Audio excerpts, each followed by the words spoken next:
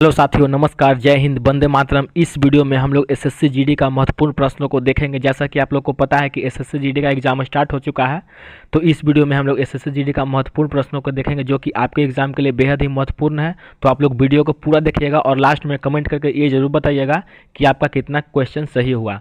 तो आप लोग वीडियो को पूरा देखिएगा और लास्ट में अपना स्कोर शेयर कमेंट बॉक्स में जरूर कीजिएगा। तो चलिए अब वीडियो को शुरू करते हैं। तो देखिए यहाँ पे पहला प्रश्न है। पहला प्रश्न क्या कहता है? पहला प्रश्न कहता है हड़प्पा सभ्यता की खोज किसने की थी? हड़प्पा सभ्यता जो थी उसकी खोज किसने की थी, ये आपको बताना है। तो इसका सही आंसर क्या होगा? यहाँ पे चार ऑप्शन है। दयाराम साहनी है, राखल दास बनर्जी है, एम वत्स है, उसके बाद अन्य है। इसका सही आंसर क्या होगा? इसका सही आंसर होगा ऑप्शन ए, दयाराम साहनी।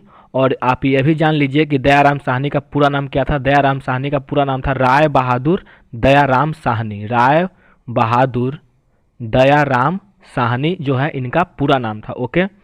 और इसके साथ आप ये भी जानिए, इसके साथ आप ये भी जानिए कि हड़प्पा सभ्यता की खोज की थी दयाराम साहनी ने, और सिंधु सभ्यता की भी खोज किसने की थी? दयाराम साहनी ने।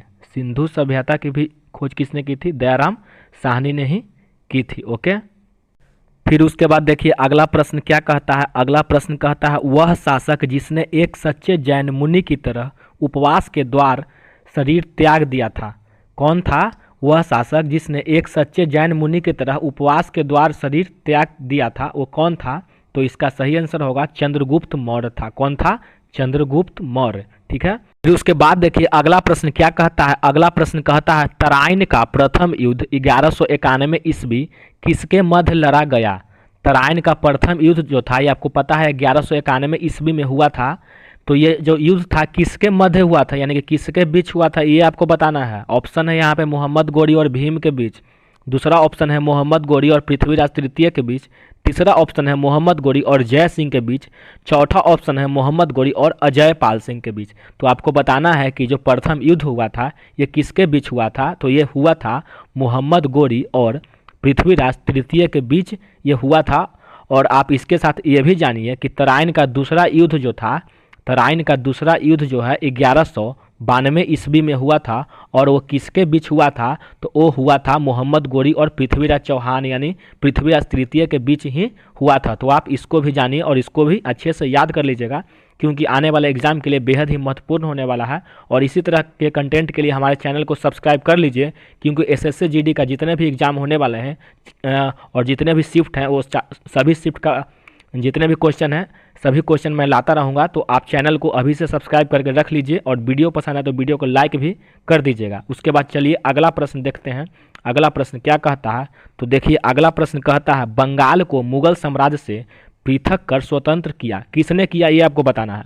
बंगाल को जो है मुगल साम्राज्य से स्वतंत्र किसने किया, ये आपको बताना है। ऑप्शन है मुर्शिद कुली खान, बी है सआदत खान, सी है सरफराज खान और डी है अन्य। तो कौन किया था? तो मुर्शिद कुली खान जो है यही किया था, बंगाल को मुगल से स्वतंत्र किया था। उसके बाद अगला प्रश्न देखते हैं। अगला प्रश्न क्या कहता है? अगला प्रश्न कहता है विधवा पूर्ण विवाह कानून कब बना? विधवा पूर्ण विवाह कानून जो है क्या है कि जो विधवा होते हैं उनको शादी करने से रोका जाता है। तो यही जो कानून है विधवा पूर्ण विवाह कानून, यह कब बना, ये आपको बताना है। ऑप्शन है 1853 ईस्वी में, बी है 1856 ईस्वी में, सी है 1863 ईस्वी में और डी है 1865 ईस्वी में। तो इसका सही आंसर होगा 1856 ईस्वी में यह कानून जो है बना। उसके बाद चलिए अगला प्रश्न की ओर। अगला प्रश्न क्या कहता है? अगला प्रश्न कहता है अंग्रेजों ने फूट डालो और शासन करो, अंग्रेजों ने फूट डालो और शासन करो की नीति कब अपनाई? कब अपनाई ये आपको बताना है। ऑप्शन है 1877 ईस्वी में, या मतलब 1877 ईस्वी में बाद है, उसके बाद 1833 ईस्वी के बाद, उसके बाद 1858 ईस्वी के बाद, उसके बाद ऑप्शन है 1799 ईस्वी के बाद। तो इसका सही आंसर होगा ऑप्शन सी 1898 ईस्वी के बाद ये अंग्रेजों ने जो है फूट डालो और शासन करो की नीति जो है अपनाई थी। उसके बाद अगला प्रश्न की ओर बढ़ते हैं। अगला प्रश्न कहता है इंग्लैंड में गृह युद्ध कितने वर्षों तक चला था? इंग्लैंड में जो है गृह युद्ध कितने वर्षों तक चला था? ऑप्शन है 4 वर्ष, 7 वर्ष, 2 वर्ष या 10 वर्ष। तो इसका सही आंसर होगा 7 वर्ष तक जो है इंग्लैंड में गृह युद्ध चला था। उसके बाद अगला प्रश्न देखते हैं। अगला प्रश्न कहता है आर्य भारत में कहाँ से आए थे। आर्य जो थे, आर्य भारत में कहाँ से आए थे। ऑप्शन है पश्चिम एशिया से, बी है पूर्व एशिया से, सी है केंद्रीय एशिया से और डी है दक्षिण एशिया से। तो इसका सही आंसर होगा ऑप्शन सी, केंद्रीय एशिया से जो है आर्य आए थे। उसके बाद फिर अगला प्रश्न देखते हैं। अगला प्रश्न क्या कहता है। अगला प्रश्न कहता है किस अवधि में रामायण एवं महाभारत की रचना हुई।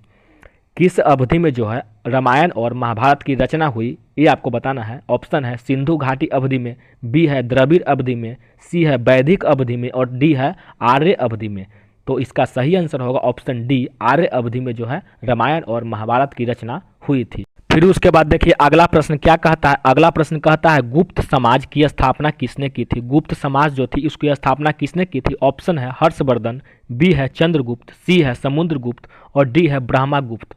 तो इसका सही आंसर होगा ऑप्शन बी, चंद्रगुप्त ने जो है हर्षवर्धन गुप्त समाज की स्थापना की थी। और आप इसके साथ ये भी याद रखिए कि हर्षवर्धन जो थी इसकी साम्राज्य का नाम क्या था। तो इसकी साम्राज्य का नाम था पुष्यभूति। क्या था, पुष्यभूति जो था इसकी साम्राज्य का नाम था। और इसके साम्राज्य का जो है राजधानी क्या थी। तो इसकी साम्राज्य का राजधानी थी कन्नौज। क्या थी, कन्नौज। तो आप इसके साथ जो है ये भी याद रखिएगा, बेहद ही जरूरी है। तो इसके साथ आप ये भी याद रखिएगा कि हर्षवर्धन की साम्राज्य थी पुष्यभूति और इसकी राजधानी थी क्या, कन्नौज जो है उसकी राजधानी थी। और गुप्त समाज की स्थापना किसने की थी, तो ये आप याद रखिएगा चंद्रगुप्त ने की थी। चलिए उसके बाद अगला प्रश्न देखते हैं। अगला प्रश्न क्या कहता है। अगला प्रश्न कहता है, अगला प्रश्न देखिए क्या कहता है पानीपत की दूसरी लड़ाई किनके बीच हुई थी। पानीपत की दूसरी लड़ाई किनके बीच हुई थी, ये आपको बताना है। ऑप्शन है बैगम खान और हेमू। यहाँ पे गलत लिखा हुआ है, यहाँ पे बैरम खान होगा। क्या होगा, बैरम खान। बैरम खान और हेमू। दूसरा है अकबर और मिर्जा हकीम। तीसरा है अकबर और बैरम खान। चौथा है अकबर और राणा प्रताप। तो इसका सही आंसर होगा ऑप्शन ए, बैरम खान और हेमू के बीच जो है युद्ध जो है लड़ा गया था। और बैरम खान जो था किसके तरफ से आया था, अकबर के तरफ से। अकबर के तरफ से कौन आया था, बैरम खान आया था। और हेमू, ये दोनों के बीच जो है पानीपत की दूसरी लड़ाई हुई थी। चलिए उसके बाद अगला प्रश्न देखते हैं। अगला प्रश्न क्या कहता है। अगला प्रश्न कहता है मोहम्मद गोरी कहाँ का शासक था। मोहम्मद गोरी जो था कहाँ का शासक था। ऑप्शन है अफगानिस्तान, बी है इराक, सी है पर्सिया, डी है तुर्की। कहाँ के था, तो इसका सही आंसर होगा ऑप्शन ए, वो शासक था जो अफगानिस्तान का था। कहाँ का था।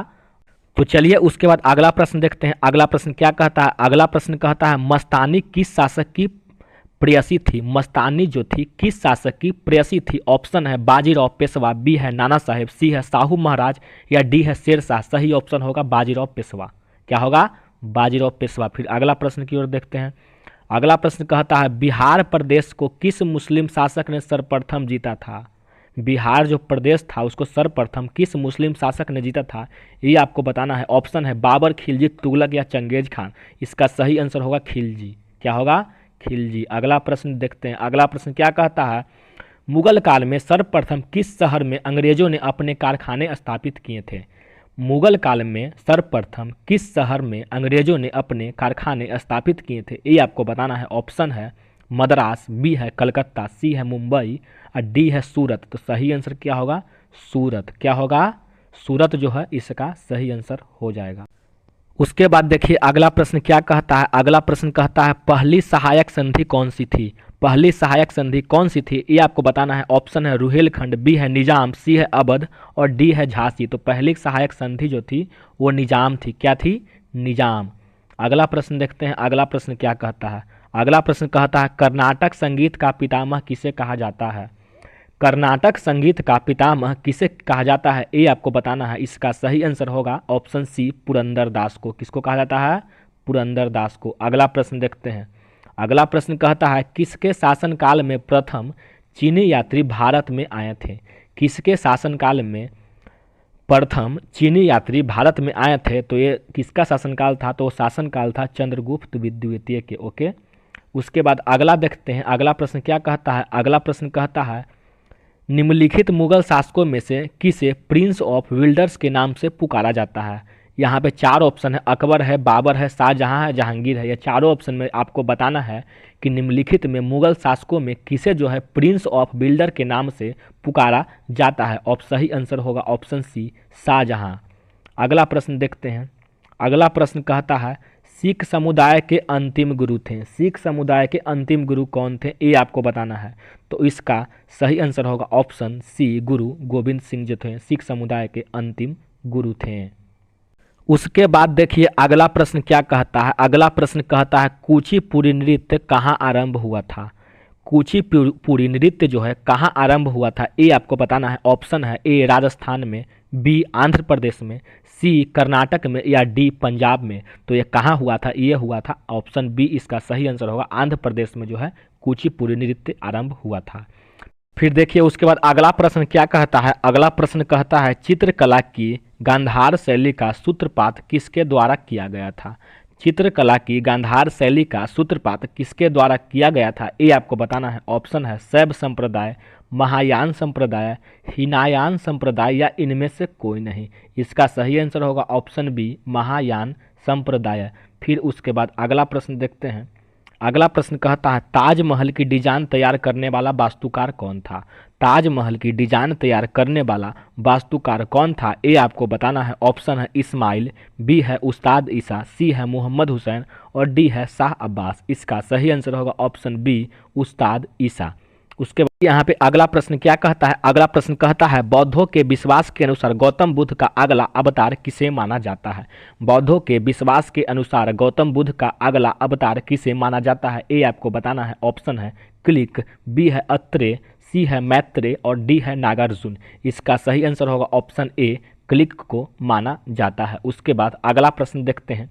अगला प्रश्न क्या कहता है सम्राट अकबर ने निम्नलिखित में से किस महल का निर्माण फतेहपुर सीकरी में करवाया था। सम्राट अकबर जो थे निम्नलिखित में से किस महल का निर्माण जो है फतेहपुर सीकरी में करवाया था। ऑप्शन है मोती महल, बी है हीरा महल, सी है पंच महल, और डी है रंग महल। इसका सही आंसर होगा ऑप्शन सी, पंच महल को करवाया था। तो इसी के साथ आज का वीडियो समाप्त हुआ। वीडियो कैसी लगी ये आप कमेंट करके ज़रूर बताइएगा, और आप ये भी बताइए कि आप कितना क्वेश्चन को सही कर पाएँ। और इसी तरह के कंटेंट के लिए हमारे चैनल को सब्सक्राइब जरूर कर दें, क्योंकि आपको यहाँ daily GK GS competitive exam या और भी जितने सारे एसएससी जीडी सीएचएसएल जितने भी रेलवे एग्जाम का जीके जीएस का क्वेश्चन हो आपको इस चैनल पर मिलते रहेंगे।